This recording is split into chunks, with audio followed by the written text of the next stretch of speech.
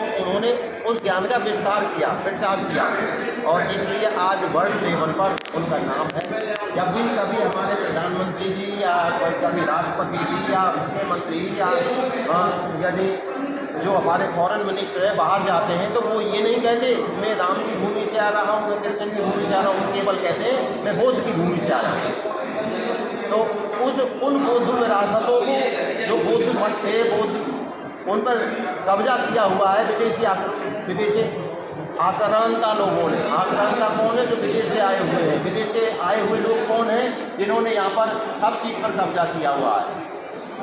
नौकरियों पर आपकी पर कब्जा है, आपको टैक्स इतना थोक रखा है, आपको पढ़ाई लिखाई पर कब्जा है, आपकी पढ़ाई लिखाई छीन रखी है।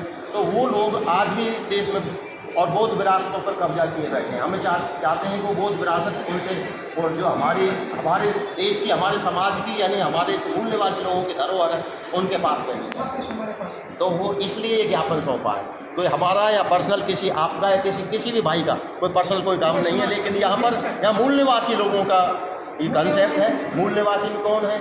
जो यहाँ के असली वासी हैं, जो इस देश के वासी हैं। इसके देश के वासी कौन है? कुछ लोग तो विदेशी हैं, इसका मतलब यहाँ पर विदेशी भी है। यहाँ पर मूल निवासी कौन है? एससी, शेड्यूल कास्ट के लोग, शेड्यूल ट्राइब के लोग, बैकवर्ड क्लासेस के वो लोग, बैकवर्ड में जो 52% जो जनता है, बैकवर्ड के लोग, एससी, एसटी, ओबीसी के साथ साथ वो लोग जो इनसे कन्वर्टेड हुए हैं, धर्म परिवर्तित हुए हैं। धर्म परिवर्तित कौन है? बौद्ध, सिख, ईसाई, लिंगायत, जैन, क्रिश्चियन और मुस्लिम, ये सभी इस देश के मूल निवासी।